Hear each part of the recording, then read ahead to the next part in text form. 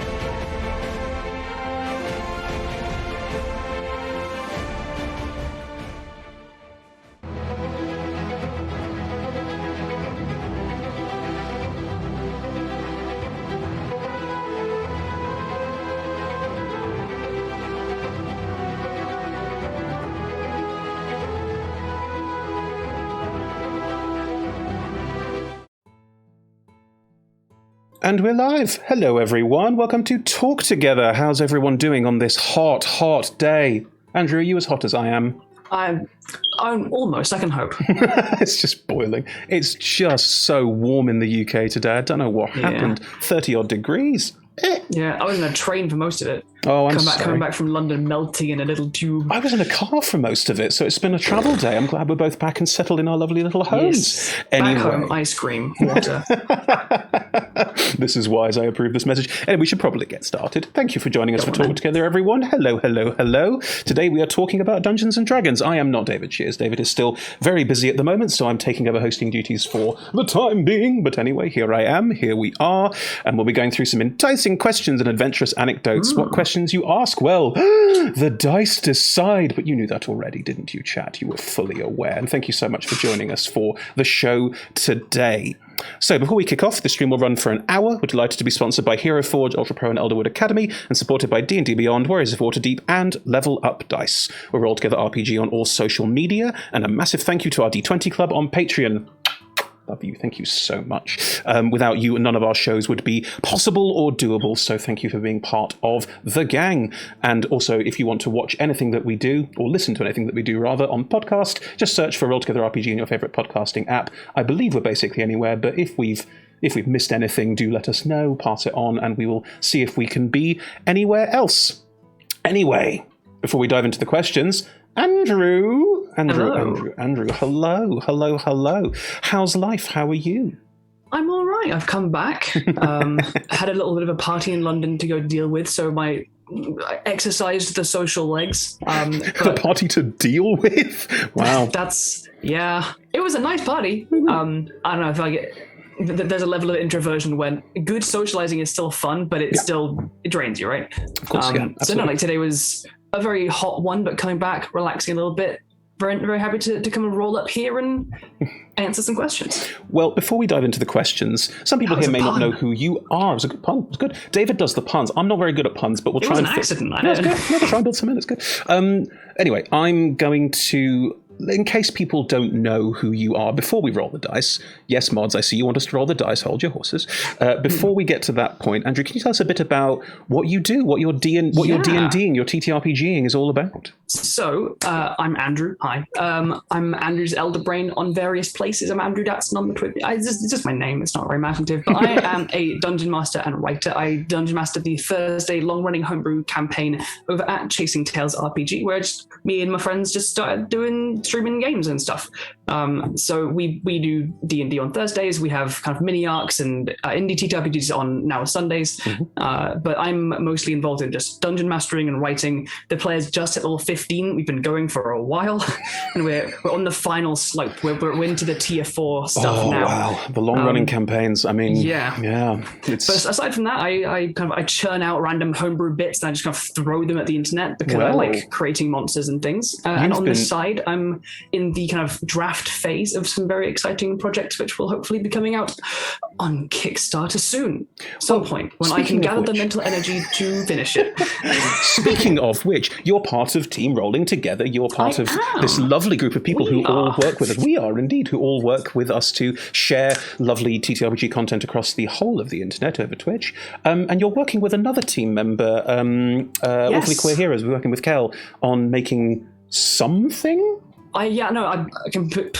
So on Wednesdays, kind of every other Wednesday is kind of how it's turning out. I'm over on Awfully Queer Heroes, and me and Kel are having a very tangential discussion around homebrewing for an adventure that they are writing, where the players are in hell. They are dead, and they are fighting their way out of hell. And I've basically been brought along to help kind of act as a consultant for death. And so I've been kind of like probing questions and kind of story elements, like, hey, who is this death? What do they do? And now we're getting to the nitty gritty of the stat block, the encounter, how the fight's going to go to make sure it's as engaging, as easy to run, and as terrifying as it needs to be. Absolutely. And I'm actually also with another stream member over at Check These Out on Tuesdays. Oh, of course you are. Yes, you're playing in Iron Horse of Acheron. Yeah, you're Iron Horse of Acheron, exactly, or Acheron if you're the lovely DM. Macron, I'll have to argue about this. Okay. Someone needs to get on his case. But no, I'm finally playing. I'm playing my lovely Hester quick draw. Yes, you're a rabbit folk, aren't you? That's right. I'm a battlemaster fighter rabbit folk with my outlaw cowboy hat and duster and a whip. And I'm using that disarming strike at range. That's amazing. What lovely... very cool. Very, very, That was a lot cool. of fun. Anyway, we'll probably talk about all of those as part of the questions for tonight, but let's just start rolling dice and see what happens, because it's all random. Let's see where we turn up. So, with the first dice roll bouncing across the screen, that's it, chap. We're good to go. There it goes. I got a 1. Oh, it's a 10. Ooh, Early right starting, down the middle. it's not bad. And number 10 is... I don't know these by heart, that's David's thing. What do you like in a DM? What do I like in a DM? Both in your DMing and in other people's DMing, I guess. Usually their wild curly hair. So I am pretty much a forever DM, apart from very recently hopping into the Iron Horse of Acheron. And so kind of nice, I guess almost... It feels almost narcissistic because I run the kind of games I'd like to play in, right? Yeah, but that's... And so I'm... Yeah. A DM that is very excited to run something that they've created for a start, being excited to run something that they've created, that they've worked on, that they are kind of eager to bring their players into. I love a DM that will grasp the threads of character backstory. I'm the kind of person who's like, I will give you 2 pages of backstory, and the player that rolls up is like, I'm sorry, I wrote a page. I'm like, yes, give me more. Let's have a 3-hour chat about how this like sew you into the world, make your players and characters feel really, really embedded. And so I guess a DM that is very willing and excited to kind of grasp those and weave things from them. I think is the priority for me. Yeah. Do you find, because I mean, as you probably know, I tend to DM more than I play, which again, it's that forever DM thing. I'm lucky that we have so many great DMs on Roll Together RPG. That means I can play. I'm currently playing in the 12-parter. It's excellent. I'm playing a screechy nightmare. It's everything I ever wanted. But do you find when it comes to people bringing you backstory, what I find is I have this concept for the campaign, I have an idea, and then someone brings you backstory and I go, fuck that, throw it out the window. Okay, cool, we're taking this. This backstory is now defining the rest of the campaign. Everything that I worked on is a starting point. Like it's a beginning, it's a thought, it's a percolation, but what the players bring actually makes the campaign. Yeah, so it's interesting. So like a year and a half ago, we started playing in this campaign that I run. It's set in my homebrew setting of Evantos, on the Silveran Sea, and with nations at war and big dramatic stuff. And I started that off basically being like, every player's character creation was a chat. It was always like a 2-hour like, let's get lunch somewhere and talk about your backstory. Where are you from? What did you do? Make that stuff. And then when I actually got to it, I approached that one very, very sandboxy. I was like, I'm going to just create a bunch of hooks. And you guys, as you explore, you'll see different things. And depending on what you pick up, that's what I'll flesh out into a thing. Which in some ways was really interesting. In some ways, I think that can lead to very broad scope adventures and kind of arcs and stuff, which can be really fun and have their strengths, but can feel a bit fatiguing if like you're fighting the same villain for too long. Like, we're just not gonna. And then everything like the tensions and the stakes build up and stuff. But when you bring backstory into it, you can bring it back down to earth, make it relevant and really, really impactful to a player. I do think there's a careful line you have to walk there of how much time you spend on a character's backstory and how the rest of the party interact with that, because I think if you lean too heavily into one of it, you can get into like main character syndrome a little bit. Yes, that's true. And that's kind of, I think, the only thing that I'd like to avoid, but apart from that, player backstory is... It's so interesting. The way you're describing that is how I DM home games. Like I have a very different mindset for home games and streamed games. And it's because we don't do persistent campaigns. We don't do like a long running level 1 to 20 full way through, which I'm so envious of you that you get to do that in stream, because I'd love to, but I'm so concerned about accessibility with it. It's numerically not the most successful format to stream in, but it's just, this is the game that we were playing and we decided let's try streaming this. And we're not changing this. We're adding more stuff. We have other shows to have indie TTRPGs. We played Monster of the Week. We're playing other games soon.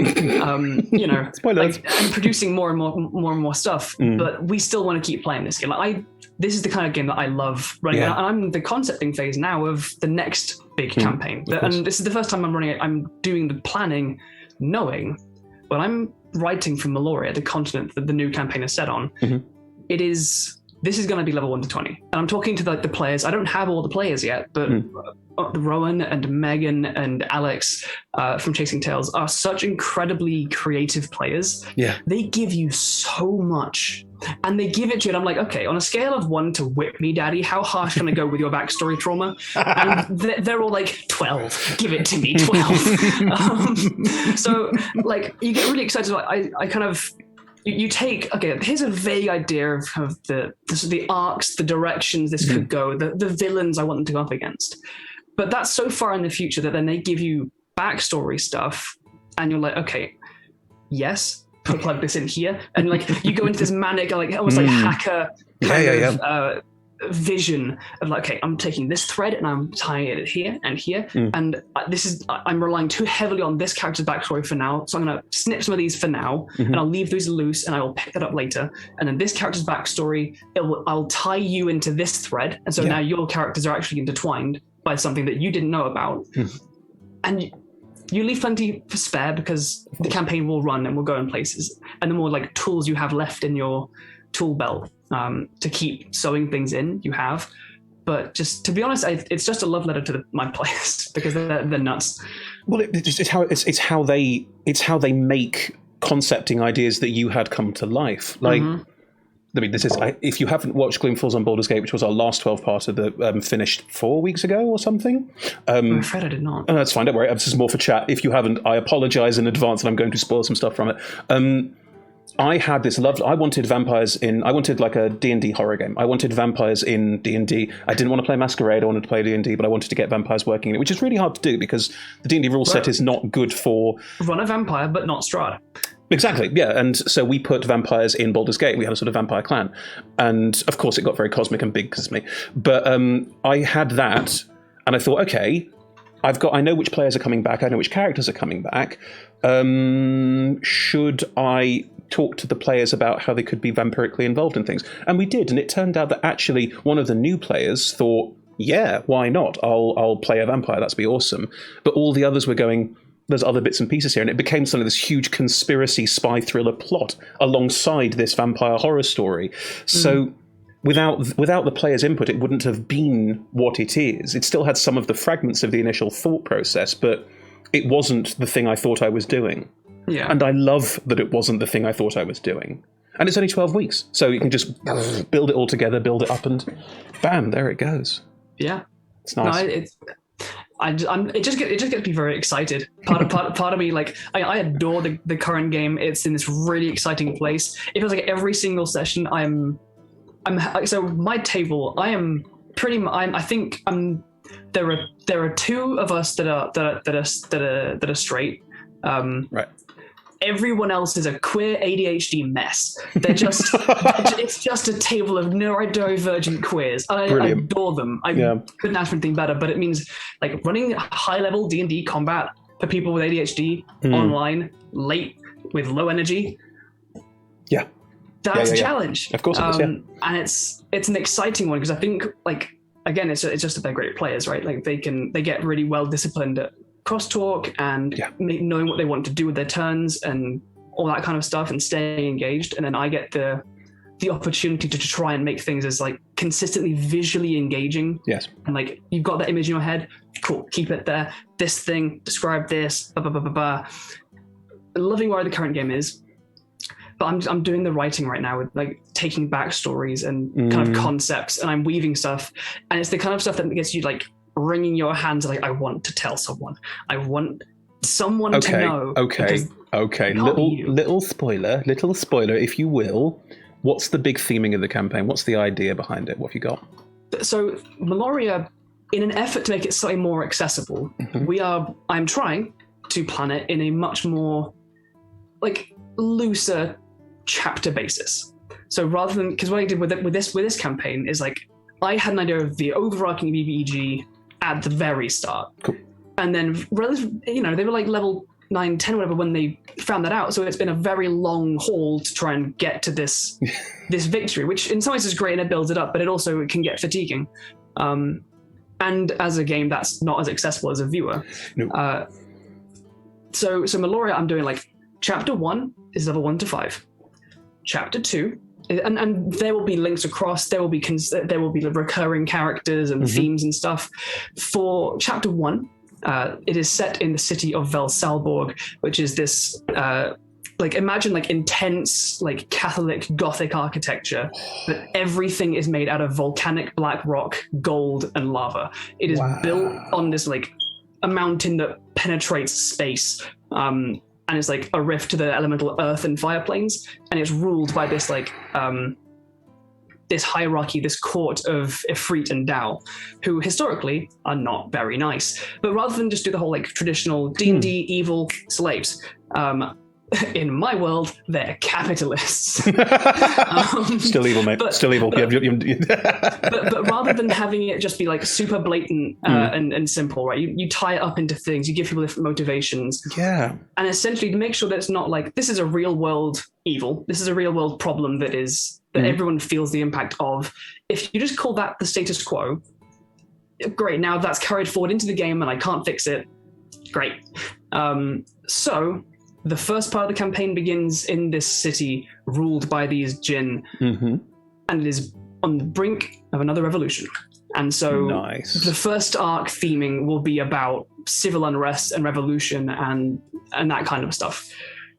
That sounds amazing. I'm excited. Oh, mate, that sounds so good. Can't wait to watch it. It'd be good to watch one from the start from you, because I didn't watch the first bits of no one did. We started at home. So I've only seen the later bits, which is still great. I love high-level players, so I rarely get to see it. But that sounds amazing. Should we roll some dice again? Should we get on to the next dice question? I mean, that is the theme of the whole show. David likes rolling dice. I like rambling, and I think I need to make sure that I'm doing it. There it goes. I'm enjoying myself, by the way. do what you're going to do. I'm good. 7. 7.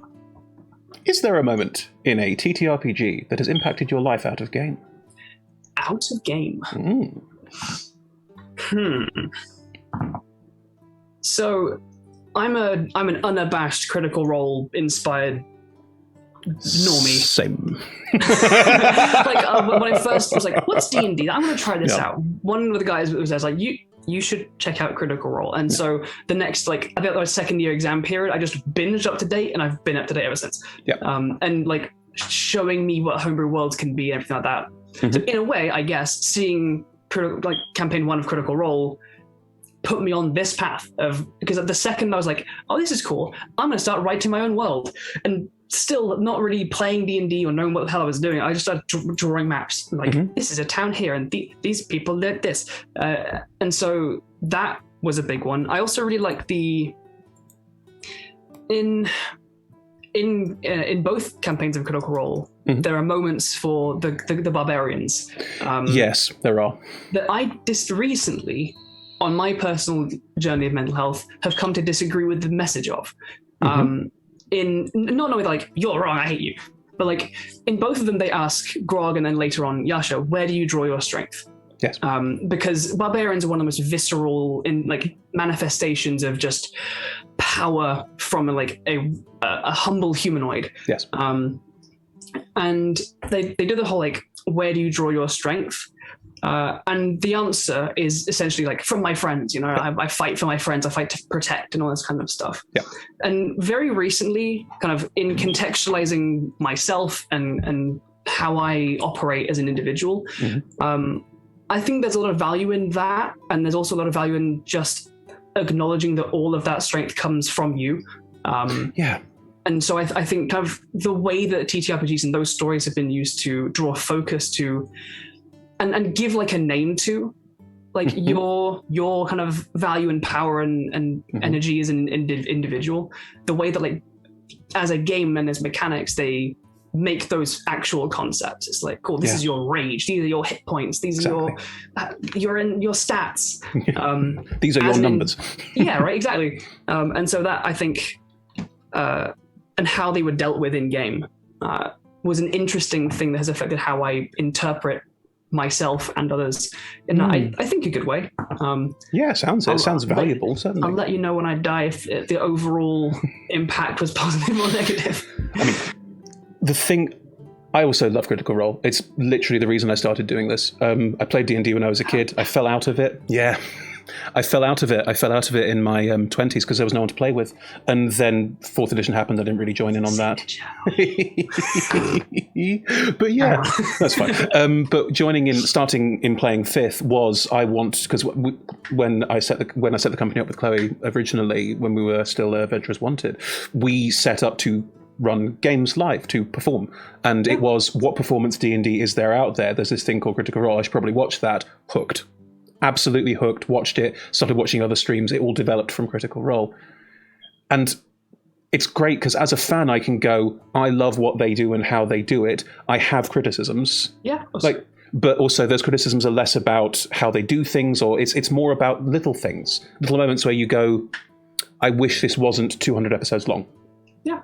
I wish there were smaller arcs we could connect to. I wish they had a safety conversation at the table that maybe we could see, or maybe happens off screen, and they just tell us that they've done it, because there are things that have happened that I think aren't particularly safe. Be visible about the use of those. Exactly. Yeah. So as far as I believe, I couldn't cite where I saw this, but to my understanding, they used the Stars and Wishes like debriefing after games that we use at our table as well. But they're absolutely not perfect. They're people. They produce an amazing thing, and the variety and difference is obviously important, right? Because for many people, 200 episodes, way too fucking long. Yeah. It's hard to get into if you don't come at the start. It's intimidating if you fall behind. Mm-hmm. As someone who's up to date and started from the beginning, I love it. But that's the nature of things. It's going to be perfect for someone. If it's not going to be right for someone else, that's kind of fine. But you mentioned earlier about your table being full of a bunch of ADHD queer nightmares. Mm-hmm. Love them. But this is the thing. I mean, they're wonderful. You have a wonderful team. But it's the fact that watching one stream and going, I now know what D&D streaming looks like, and I know what it looks like at the nth level of money and time and expense and all that sort of thing. Fantastic. But then going, what other streams are there? And going, here is a stream that speaks to the fact that I'm trans and I want to see more trans people at the table. Here is a stream that speaks to the fact that Critical Role is a very white group. There's all sorts of other things there, and that they've done a wonderful job of bringing in more diverse players now, and a more diverse DM, and it's appreciated by the community, I know. It's nice to know that there's a starting point, a jumping off point, and I agree with you, it was my jumping off point too, very much so. And it's also they set a good example, I think, because they kind of pioneered this. They did it first. The world realized, fuck, we love this. I think once you've realized, fuck, the world loves this. Yeah, right. And so now there are people like us who do different things. We're not copying them. We were inspired by them, showing what it can be, and we're doing our own thing with that. But it's nice to see that the people that have inspired so many people to play, to tell these stories, to stream, to do, to try these different hobbies and stuff, are aware of it, and that they try a hell of a lot harder than a lot of people would. Right?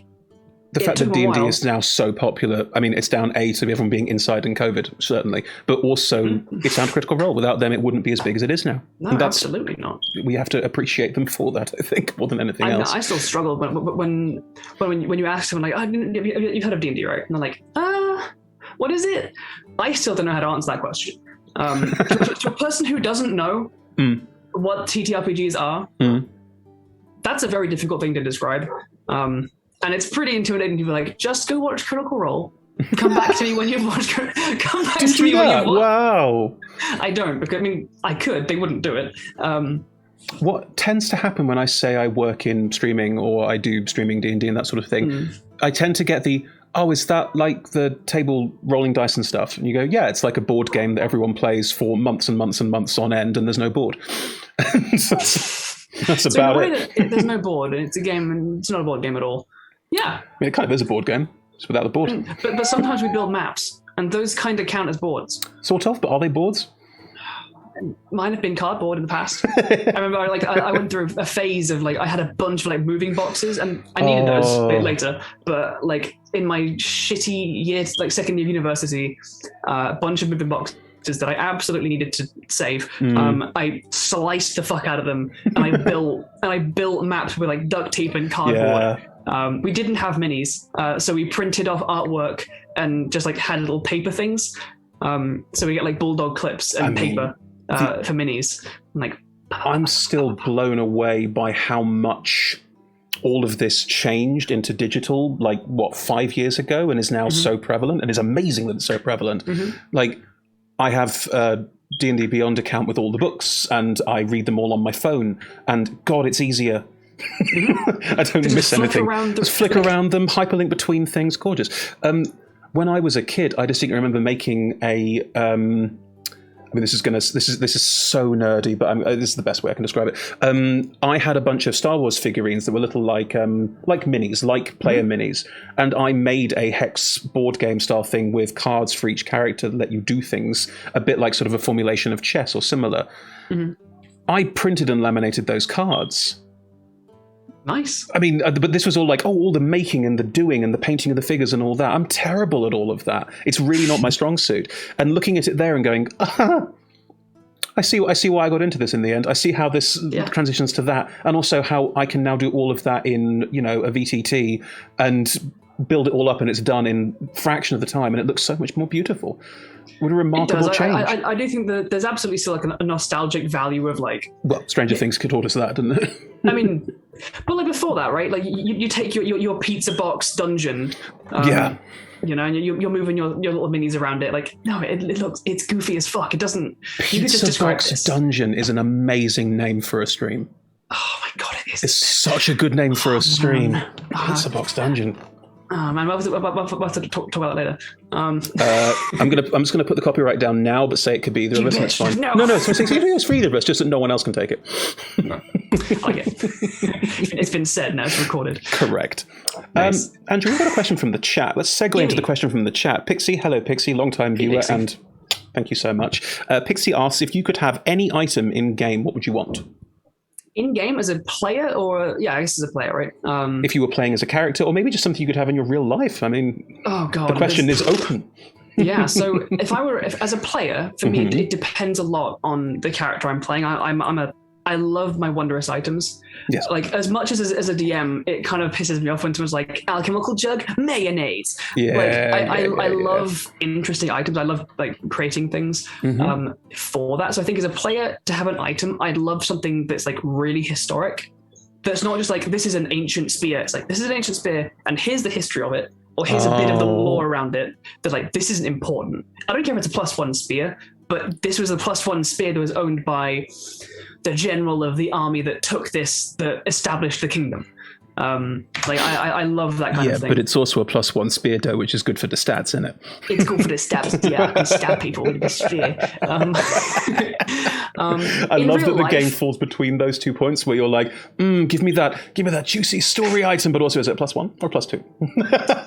I've never been that impressed with +1 things. I very rarely use them in games, but just because it's a +5% stat to me, and so this is why I'm terrible at like RPGs in general. Like I'm playing The Witcher 3, and it's like, drink this mutagen and you'll get a +3% resistance to this damage type. I'm like, I don't care.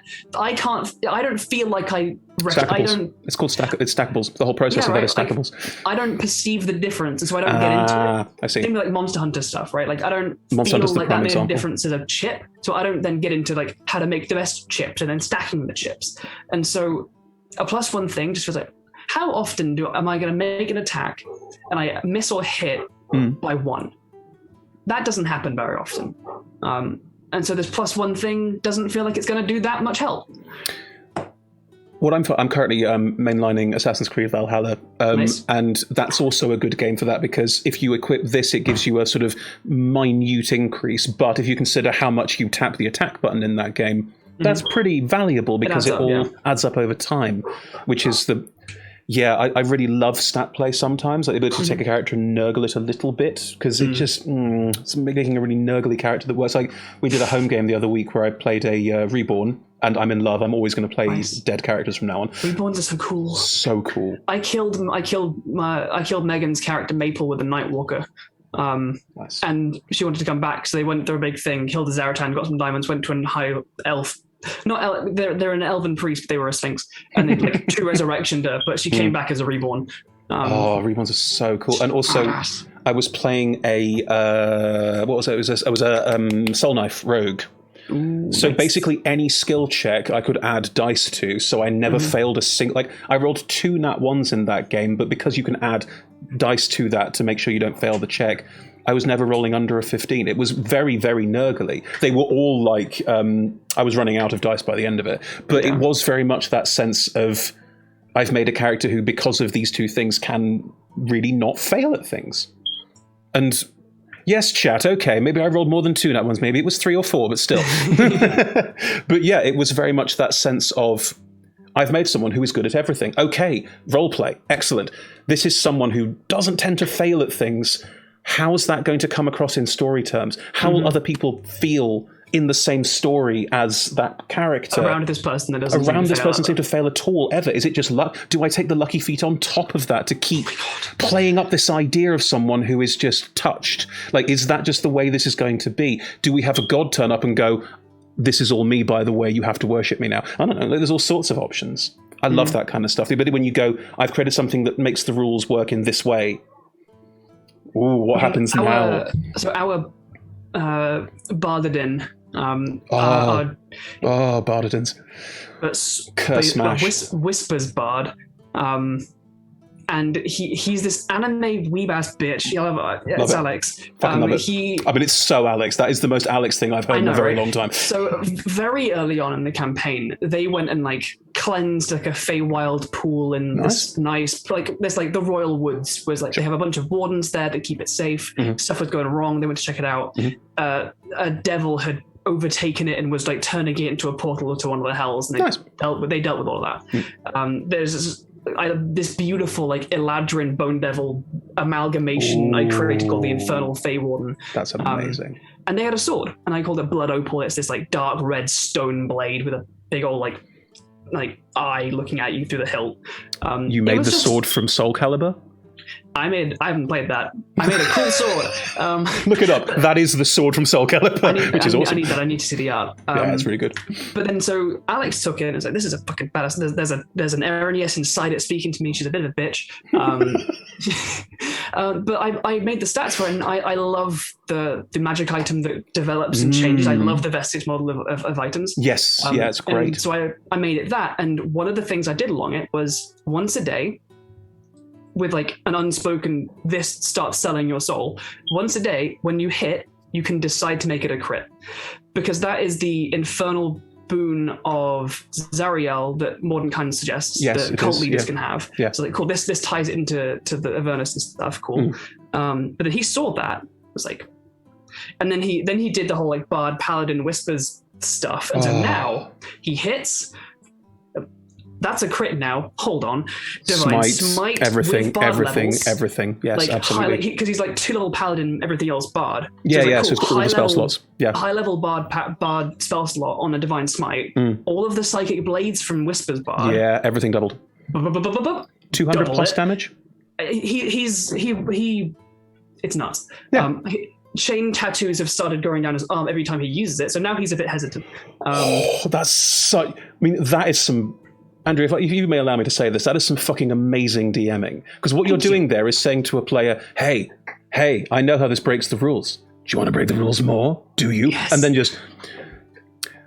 Emma does this to me in a home game. I play a druid barbarian, the classic barbarian, the classic like raging wild shaped, all of it. And I mean, Tor's amazing. I absolutely love Tor. Tor is just like, so beautiful. But just a little West Country squirrel shifter person who also happens to be a barbarian and thus a friggin' nightmare. Exactly, turn into dinosaurs and rage. It's just amazing. But we're trying to save a god from another god. Story. But we finally encounter the big bad. The big bad is also a barbarian and also a squirrel shifter. And it was very much the kind of, I know how bad this is. What have I done? This is going to get rough. For us, like there's a lot of temptation in my games. I love players going back on their ship. So like, this bard, like he's from the Underdark. The way that they have like their afterlife is when they die, their souls go into like a fucking like a cage in the middle of their settlements because they abandoned the gods. They disagreed with something the gods did, and they're like, we're out. Peace. They have their own method of not losing their souls to devils and stuff, and so devils are like, ooh, in the Underdark there's these nice pockets of like soul buffets, and so they keep coming through. And so his whole backstory is he was like a lieutenant in their little army fighting off devils and stuff, and so now he's got this sword with an Arrhenius inside it. Oh god, it's even worse. It's even worse. And then, but they're fighting like an ancient Lich Queen who is buddy. She's my reinterpretation of Caius, who is buddy with Orcus. Yeah. It's undeath, it's demons. Yep. And so this devil's like, look, asshole, I can help you out. I can give you power and stuff. And essentially, now that he's like started growing these chain tattoos, she explained to him, you're on like the second tier of this relationship right now. You made it sound like MLM. You've reached tier 2. Like if you keep doing this and you die, we trade places. Your soul gets trapped in the sword. Ooh. I am re-emerged because I have fulfilled my punishment of being put in a sword. That is dark. She did a thing wrong. She got punished. She's in a sword now. But take us further. Take us to the next level. I just come out. You get to be a powerful devil, an immortal, plane-hopping, powerful devil. And also, they get the last boon of the sword, which is if it kills a creature, it sucks its fucking soul out. Which, when you're fighting a lich, is very helpful. Wow. So we'll see where that goes. Fascinating. I mean, this is some primo A-grade how to DM well. Players take their stuff, turn it back on them, but also let them have fun with it, because that's the whole point. It's his choice. He likes the numbers game. Play the numbers game. Exactly. Yeah. Okay, I think we should roll some dice now, because there's a good ramble, but it was a ramble indeed. And I'm known for being rambly, so let us roll the... Where's my mouse gone? Where's my mouse gone? My mouse has stopped working. Hang on. Next? I can't roll the dice because my mouse has stopped working. What questions? It's a new mouse. There it is. Okay. Right. Sorry, literally new mouse today, so of course there are going to be issues. Here we go. Dice being rolled. It's a 7 again. That's not good. We're not going to have that. Reroll. Right. And rolling again. Nope, it's a 7 again. Come on. There it is. 6. 6. 6. What does that mean? Number of the beast, mate. Right. How did you start playing TTRPGs? I started playing TTRPGs because I'd heard of this D&D thing and thought, let's give that a go. That was literally it. I didn't really know what it was. I knew that there's like classes and fantasy shit. I'm like, that sounds cool. So I was in the later part of first year of university, or the start of second, one of those, around that time. I just put like a Facebook post on like the Facebook group of my accommodation, and was like, "Hey guys, I've heard of this D&D thing. I found a copy of like the basic rule set. Want to come and figure it out together?" The uni had a TTRPG society. I didn't start there. I was like, "No, Facebook. This is where to do this." Not a joiner, are we? Yeah. So I was like, I'm gonna figure it out. We're gonna roll with it. I've read the rules. I've made 1,000 characters already. I've made a character sheet in Excel. It's great. So I got some friends together. One guy from my accommodation, Jordan, Megan was there, and then Alex, who was on my course. And then we started playing. I played at the start a half-elf sorcerer called Ayrson. The first thing I ever did was burning hands to guard, and it melted his face off. Oh wow. But yeah, and that's pretty much it. Like, and then one of the guys, Jack from somewhere else around there, who I guess heard about it and joined, was like, check out Critical Role. So I did, and we've been playing ever since. It's a very easy progression for you, wasn't it? No, I completely lie. Oh. All of that is true. Okay. All of that's true. It's just set a little further in the future. Before that, I was like, TTRPGs sound kind of cool. What is this? I don't know how I got in contact with them. There was a guy that was running a Hack of Heresy, but set in the Metro universe, like the Russian nuclear apocalypse setting. So me and Someone Megan, had a lot of time on their hands. They did. He passed on to me his Google Drive of all of the tables and stuff they had written for is insane. Yeah. But it was no. We turned up, me and Megan, to this table. We're like, what are these games? What dice do I need to have? Who knows? We play this. It was a relatively competitive fifth, like super crunchy, like levels. And I'm kind of into that. Like, yeah, like I can level up this skill. Cool, I'm into that. Nice. It's quite a difficult. I guess it was kind of a difficult game with like radiation monsters and stuff. I played one of the Metro games. I was like, I'm aware of like vaguely the vibe, so I was like imagining it really, really easily. So we played some Heresy for a bit. Cool. In the Metro universe, didn't really know the rules, didn't really know what we're doing, and then I was like, right, let's try D&D. Then the rest of that story tacked on the end of that. Did you start with 5e then? Go straight in with the newest one? Yes. Yeah. Oh, interesting. I was invited to play in a 3.5, and so I'd started playing 5th, and then I was like, I want to play this. This is really fun. So I was like, I'm playing 3.5. Come play. I was just like, okay, well, how do I play? Here's the 3.5 player handbook. Okay. Yeah, 3.5 is complex. I'm not against that. I'm just learning 5th. Going straight into 3.5 is like 3.5, because I started on 3. I started on 3.5 because I think I'm a little older than you. But it's crunchy. Like, it wasn't an organic. This is how I've told this story before, but I have a book somewhere of a duel, and it describes all the things the DM and the players have to do, and it's like 4 pages long of just literal tiny text written, because that's how long 3.5 took. That's how complex 3.5 was. And 5th wipes a lot and makes things very clean and easy, and also helps with lack of focus, which is a really tough thing at the table. So it takes away that wargaming aesthetic and goes more towards casual play, which I approve of anyway, generally. It's the fact that 3.5 had things that 5th doesn't have that I really, really want. I really want prestige classes. I love prestige classes. If you have the right levels in this and this, you can now go and take this extra class on top of those that gives you different abilities on top, because in 3rd it encouraged high level play. 5th is like, I don't know if it's just the lack of written adventures or how long the game takes to play usually, but like people just don't get to high level play, which is one of the reasons I know that long campaigns are not necessarily the most conducive to viewership. But like we got to, like, we were playing the game, we're getting to level 10, level 12, like, this is really cool, guys.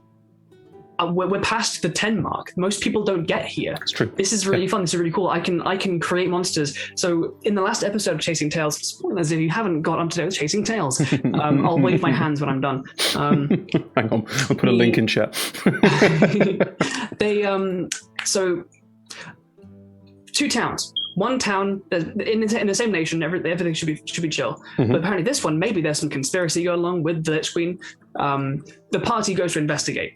They delve down and they find like the streets are empty apart from guards and stuff. Right. They raid like an airship hangar type thing. They find some discrepancies in a flight manual, because about a week previous, one of these like flying magic air speeders crashed not far from their home with a bunch of Spawn of Chaos zombies in them that then emerged from the wreckage and started attacking. They fended that off. So then they like find the discrepancy and why when this flight went off. They delve further down and they find this abandoned train station of like a subterranean train network that was abandoned when the ships started to work. They didn't need the train station anymore. But it had been taken over by agents of this Lich Queen, manufacturing undead, and loaded up a train with about 140, 160 of these Spawn of Chaos zombies. And those, they're nasty. Yeah, they're fucking mean. They're like CR4, 76 hit points. And if you get close to them, the worms pop on you. Yeah. The worms hop on you, and like it's a DC 10 dex save. It rarely actually hits, but like no, it's like a 12, isn't it? Oh, it's a 10. That's right. It's a 10. I think it's a 10. But if it kills you, if it gets in you, you rise as one. It's one of the few kind of zombie types in D&D that actually spreads an infection. So then they like hijacked the train, separated the cars, got to the next town that this train was going to fucking deliver them to, warned them because this was going to be like a delivery package invasion type thing. They had a night in this town, like kind of relaxing, passing on the information, and now they've like cordoned off this station and like assessing the tunnel, and the end of last session was them planning their barricades and planning their defenses, and that session ends with this massive, like, all of these zombies had like merged together into this massive, like, zombie clots. I called it a coagulated horde. Have you seen zombie clots? They're in Ravenloft. Similar thing. I've seen like a picture of them. Yeah. I haven't got Ravenloft. I haven't looked at the stats and how that's got some managed. things in it. Yeah. But so this thing was like, I'm brewing this thing up in like half an hour before the game. Challenge rating 22. Let's go harsh. They have some reinforcements with them. I'm going to take the brakes off. I'm going to look. Yeah, absolutely. You're at level 15. You have some reinforcements and a bit of I put a time on my phone of 15 minutes. I was like, they're coming. Plan now. Classic DN move. Turning over the hourglass. Off you go. Yeah, exactly. And you just, when you get to these kinds of levels of play, you can really just like, I trust you guys to handle the tactics. I'm not going to plan this fight for you on your side. I'm going to try and kill you. Not as a DM, but as this horde of zombies, I'm going to give myself abilities and stuff that make sense, that sound terrifying and cool. It's the thing with challenge ratings. Challenge rating is useless. They're very garbage. No. Challenge ratings are very, very good for the simple statistical, how many hit points does it have, how much damage did the party do over time conversation, and the plus to hit and all that sort of thing. I get that. I understand why those exist and why that does the way it does. But from level, I'd say 12 onwards, I mean, even lower than that. I did in the live stream of the Warriors of Waterdeep mobile game that we did, where we did a streamed TTRPG version, a D&D version of it. Nice. 5 level 7s took out a CR16. Yeah. It just stops adding up. Like, action economy wins the day for a start. Like, I give every boss legendary actions, even if it doesn't have any in the stat block. I build some in because you need them, otherwise they stand no and chance. Reinforcements and a plan and stuff that knocks the party. I don't like paralyzing party members. Jordan, bless him. Yeah. If you ask that man to make a Constitution saving throw, he's failing it. The number of different times they're like a beholder in the previous home game. Petrified, get fucked. Like, then they move on. And I had like they're walking through the abyss, and they came across the Orthons, like the big fiends, kind of like bounty hunter type things. There was an Orthon who had like a companion cadaver collector construct, and they were kind of like moseying through the abyss, fighting a Nightwalker. So the party like walk into this fight of these titans, right, battling it out. Yeah. The cadaver collector's like, new threat identified. Paralysis breath. Everyone's fine. Jordan. He failed like 12 in a row. And every stream has it. There's always one player whose dice are just mythically bad. For a specific thing, though, he can hit anything. He makes loads of other saving throws. It's just paralysis. Yeah. Just forget about it. But D&D is a slow game. Unless, I mean, even when you're doing it well, combat takes time. Especially at high level. Especially at high level. Slows down massively. And so to be, and like online as well, that slowed it down as well. And so to be like, okay, cool, epic combat. You've got all your amazing abilities and high level spells because you're a 15th level character. You're almost at 9th level spells figure. Let's go. Stunned. And they're like, it's my go. I do fuck all. And they sit there for another like 3, 4, 5 minutes while it comes back around, make a saving throw. Am I still fucked? Like, it punishes the action economy. It disadvantages the party. Yes. But it's not fun for them. No, I don't like stun effects. I tend not to use them for exactly that reason. I find it takes the agency away from the player. There are things within that, like there are so many other status conditions that are awful. They are awful in very different ways that apply very different things. Exhaustion's wonderful for that. I love exhaustion. Yeah, so stacking much. it up is great.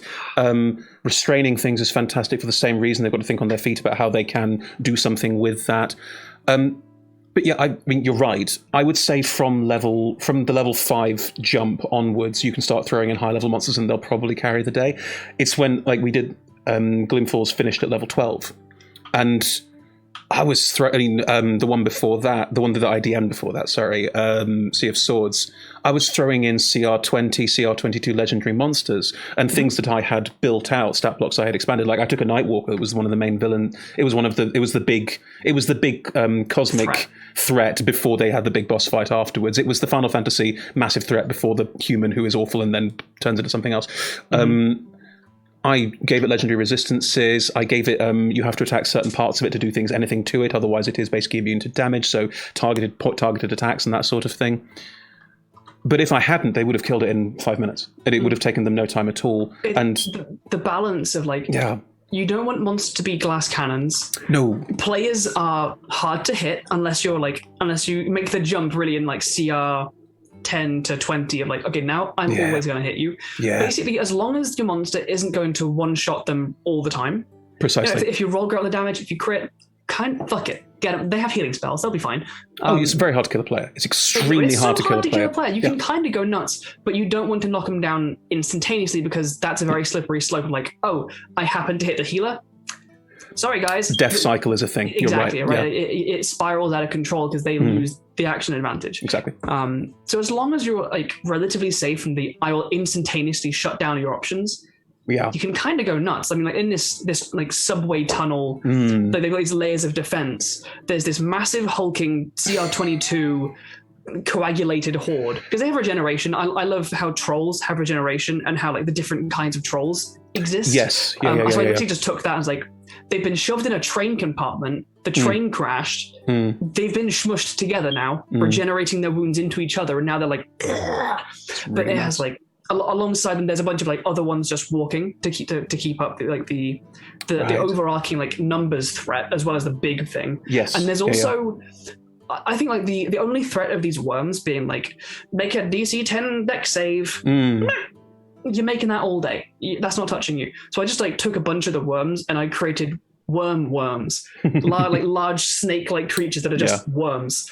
So that's going to be fun. That's really cool. I mean, what I will say for anything that's a low DC, natural ones happen, and it's gorgeous when they do. I love things where it's a really low DC. It probably won't affect them unless this combat goes on for 5 to 6 rounds. So ways to have really low DC things, just needle away, make that roll. Oh, I've got to keep trying to make that roll again. Oh, I've got to keep trying to make that roll. Bree, who DMs Andor, which is an American show, a lot of American players in that. That starts on Tuesday. We've been talking about, a bit of a spoiler for this, but it's not even a spoiler. I think it's a teaser. That's what we'll do. One of the characters is a Dampier, and they felt they didn't get pushed enough in the, I'm a Dampier, what does this mean for my personality? So now Bree has arranged with them to constantly make wisdom saves. Not all the time, but semi-regularly, to see if they do anything. And the DC is really, really low. Chances are they'll be fine. And also the character's got a decent wisdom save as Paladin. So it is very much a 9 times out of 10, you're going to be fine. But that one time. And that's I love stuff like that. The dice will always come round eventually because they do. There's all random. People keep saying that, but whenever I'm playing, they never do. They never do. In the first episode of Iron Heart's Tobacco, whenever I checked these out, I don't think I rolled higher than a 10. I'm a battlemaster fighter with light weapons and action surge. I'm rolling a lot of dice. Yeah, but that happens. It's fine when it does happen. I mean, the thing I like about playing when I rarely play is that as a DM, I rarely screw up. Because in a sense, I'm controlling the game, and there are times when I will fudge a dice roll to choose something to succeed or fail to make the story flow better. As a player, I don't fudge rolls, and as a player, that joy of that moment of going, oh, I'm really bad at this. It's really nice. And I know that because I know that the character I made for that home game I described earlier, where I couldn't fail a roll, was kind of in response to that. It was, I don't want to be fudging dice rolls, but also I'd like to play a character who can achieve most things and ignore nat ones. So it also creates this lovely story development. I like that. Yeah, no, it felt okay because a thing had just happened that really pissed off my character off. Someone that they thought was a friend has tricked them. You've played with Maka before. You know what he's like. I haven't. Oh, you've seen his shows though. You know what he's like. A little bit, yeah. Twist that knife. So this fight happens, and Hess is rabbit hopping about, whipping people. It's I've such got a cool whip, move. I've got brace. So if you come into my range, I can brace is filthy. hit you. Brace is filthy. It's so good. Add Sentinel. Yeah, absolutely. Sentinel actually and Brace don't quite go because Brace doesn't count as an attack of opportunity. You can use your reaction to make an attack, but I still have Sentinel and can, when people try and leave, I can stop them. Because with the whip you've got the range, which means if they try and leave your range, you can do it again. Yeah, brilliant. I've got a very big range of people trying to move around the battlefield. Yeah. It's really cool. So tripping, disarming, and Brace with a whip. like Yeah, it's a roasting great D4 combo. always feel kind of lackluster, and it makes you kind of be like, okay, it needs a Kensei monk to make this feel good because I can the damage dice goes up. You're But a to be status effect honest, fighter. You're trying to disarm people. You're trying to knock people down. Stuff like that. I mean, I love fighters like that. I love the ability to go, are you here to do all the damage? No, not really. I'm here to make everyone prone. yeah. Which is great. Tripping attack with a whip as well. I'd recommend adding that in. It just adds that level. It means as long as you've got someone going in between, especially a rogue. Mm-hmm. For days, mate. Down, For days, mate. It just works really well. I love systems like that, especially if you can then talk to them about, it's a whip. Can I restrain them? Like, I mean, the one mechanic I wish D&D had slightly better down was the whole like choking. yes, Because yeah. I'd love to play like a pacifist rogue with a garrote. Yes. The rolls were like choke out and you're unconscious. Yeah. Stabilize, move on. But there's no like, apart from like, okay, I've grappled you. Mm-hmm. I need a feat to then try and restrain you. Yeah, but grappling's not very good. It doesn't really work. No, grapple doesn't do an awful lot. No. Like, grappling someone in a fight, if you've got, I think it's like grappling someone in a fight. Grappling someone in a fight is fantastic as long as you can then use it to do more things with it. Like battlemaster fighters, battlemaster fighters with grappling, and especially if you're a Goliath, something that can then pick them up and move them. There's lots of fun stuff to do there. Yeah. But we are rambling slowly. Sorry, Battlemasters are one of my big, like, it's the class that you can play to make literally any kind of, like, it takes the fighter and goes, you can do basically anything here. And I love that. I love that it's got so much versatility because fighters can feel very unidirectional.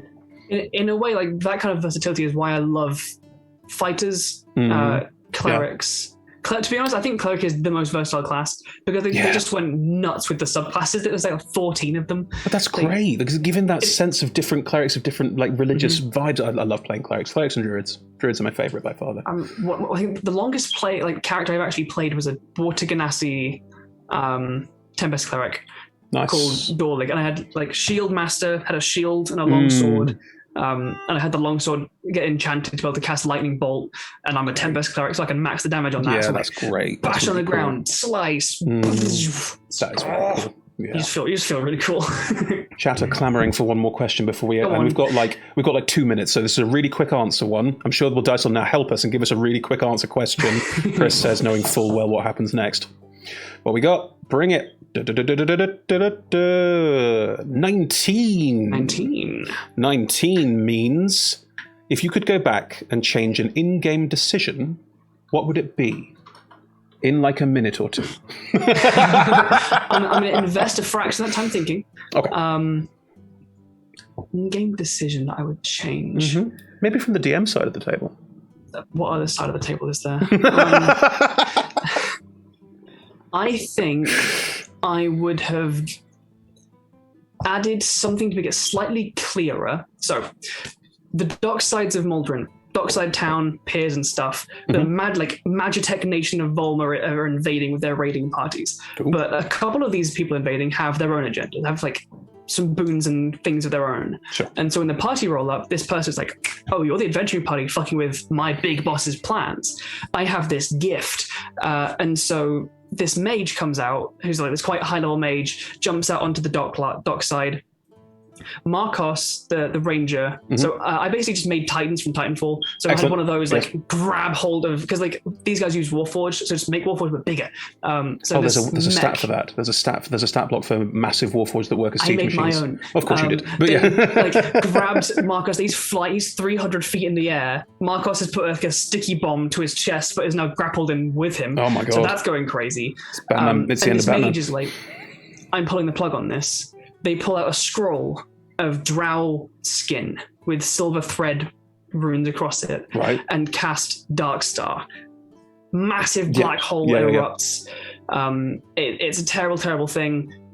My plan for that was that this was his suicide. He kills himself with this Darkstar, and it's a modified version so that when a creature dies in the radius, the spell ends and summons a Nightwalker. So that was his like, I'm ripcording, bye-bye. Darkstar, suicide, Nightwalker. Yeah. But the party didn't run because the party assumed, and this is not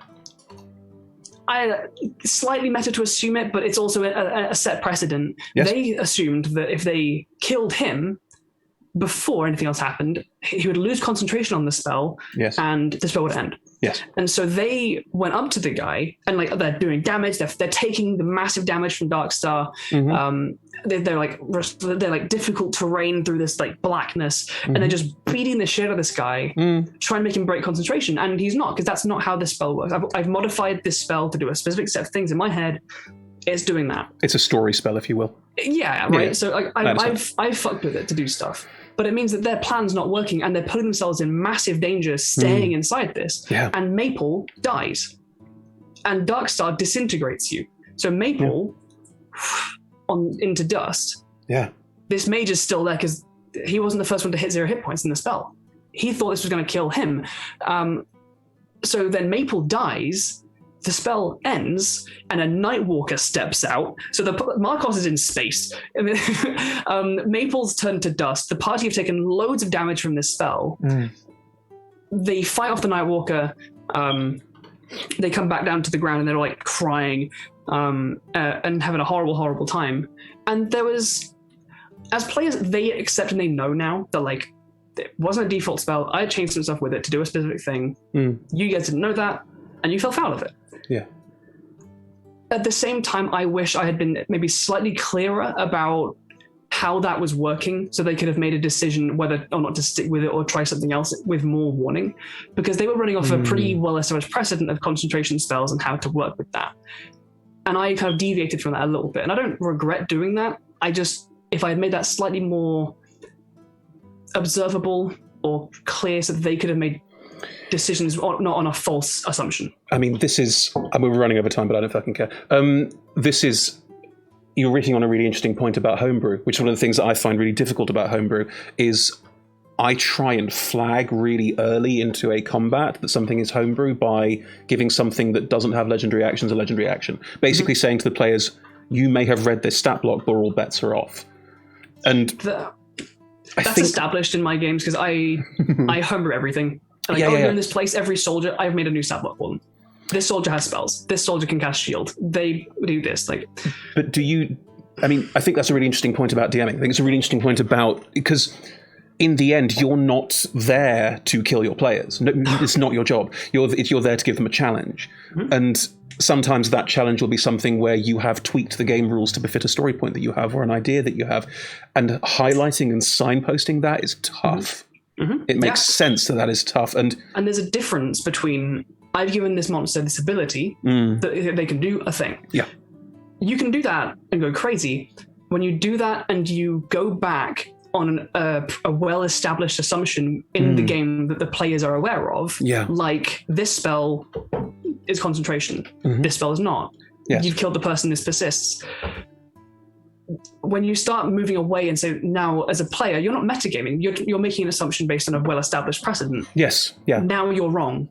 Unless there's something to flag that, that's when you run into the problem of the player feeling like... cheated. How could I have known? How would I have known that? And to an extent, you don't. You're a player, you've never seen Darkstar get cast before.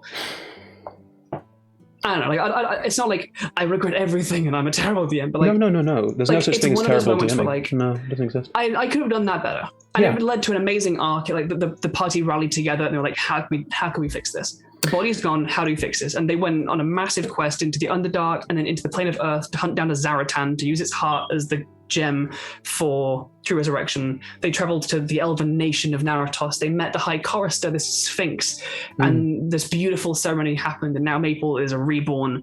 And that's all really, really cool. And presumably, I'm sorry, I haven't watched this bit. Did Meg play a different character during that time as well? Meg played her character, Maple's wife. Called Marigold, who was a druid who came into clutch a few times because they had some fights down there where they needed a cleric to be spamming the heals. A druid. But then again, there's that lovely thing. If you think about it in story terms, you planned something, it went differently. Not bad differently, just differently. You had a complete arc that came out of it. The player still had the ability to pick up on the story arcs they wanted to. And you did the thing that really good DMs always do. And you said, if you don't want your character to be permadead, they don't have to be. Yeah. It's your call. Essentially, there's basically nothing that says anything ever is permadead. No. The closest you get is like, you need a wish spell, get fucked. But also, that's not a bad thing. You need a wish spell. what quest is greater than going to find something that grants you a wish? It's ideal. Yeah, What a story. Cool, yeah. Classic. And it helped that I was able to tie it in because that Zaratan, so massive, 9-kilometer tall titans once ruled that land. Aliens crashed from space. They ruled the planet. They're like 7-kilometer tall sun aliens. Called the Children of the Sun, fucking laser faces, killing everything. The gods. Someone really enjoyed. What's it called? Nausicaa. I haven't finished Subnautica either. No, not Subnautica. Nausicaa, the Studio Ghibli film. There's big robotic things. You have not. They're big robotic things with lasers coming out of their faces. I just like lasers. All I do. But the gods tried animating mountains to fight them, and so massive beasts rose from the earth. The collateral was just too much. The gods were like, petrify everything the moonlight touches. On a night, everything the light touches turns to stone. A lot of people. So that's why the drow and that were like, disagree. This could have been done better. We're leaving. And they went down below ground. I love that as an entire nation, they went, disagree. So many people were hiding below ground already. So a bunch of them was like, we're not going to go back up. We've made our own culture here. We're sticking with this. Anyway, Lich Queen, her flagship thing was, I'm going to unpetrify one of these titans, and it's going to stand up, and I'm going to fill it with worms, and it's going to be a 7-kilometer tall zombie. The ritual for that, they needed the soul of a celestial, and the heart of a Zaratan. Right. And so the quest, the players went on to then go find a gem to bring back Maple, coincided with fucking over her plans. And they did that. They brought back Maple, and now that's not happening until she can find the heart of a Zaratan somewhere else. But they're pretty rare. It was tying them in together as well and having... This is good DMing. This is what good DMing is. It's about taking moments as they happen and going, this changes the narrative, and how am I going to change that narrative and make everyone fit together? That was a good time. We have run over, but not too bad. It was worth it. It was absolutely worth it. A good question and well answered. Thank you very much, Andrew. Right. Chat, we've overrun. Sorry. But there we go. Thank you so much for joining us, and thank you for being part of the show. If you enjoyed us, we stream on Saturdays. Talk Together is on at 6 p.m. British Summer Time at the moment. That'll be changing over to GMT very soon. And we also have our live games on Mondays. We're streaming Flustered in the Feywild, which Emma DMs and I play in. And on Tuesday, we're about to start grand premiere starting this Tuesday, also at 6 p.m. now. All of our shows now start at 6 p.m. British Summer Time. Frankly, for various reasons, but also to make sure all of our stream team work together very well, so it's all worked out quite handily, actually. So yes, that's Andor. That's a Breeze game set in the far north of their own world of Andor, and that's happening on Tuesday at 6 p.m. BST still at the moment. Yes, join us for all of those games. What else do I need to tell you about? Yes, all of our shows stream at twitch.tv/alltogetherrpg, and there's a YouTube link in chat right now, and if you can also enjoy us as a podcast, there'll be links in chat as well on that. Oh, hello. Hey, Connie. Sorry, we're just finishing up, but thank you for popping by. Many thanks again to our D20 Club on Patreon, all of our sponsors and supporters. Andrew, plugs. Hello. Plugs. So, hi, I'm Andrew. You can find me at Andrew Datson, that's Datson on the Twitter.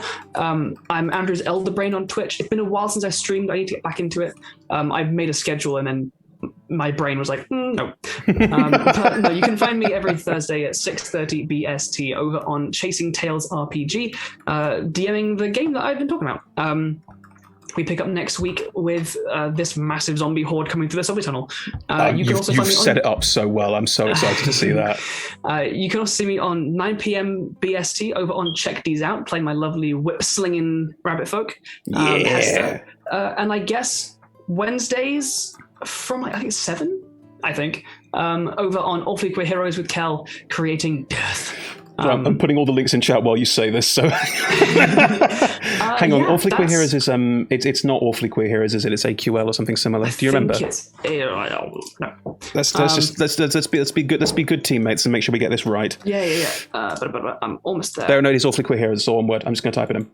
Nice. We go. Sorry, mods. Done. Yes. Perfect. But yeah, that's me. Excellent. Thank you very much, Andrew. Thank you again to everyone for watching. And, well, David ends with this catchphrase, and I will do him justice, and I will try and deliver it. Stay classy at the table, my friends. Bye.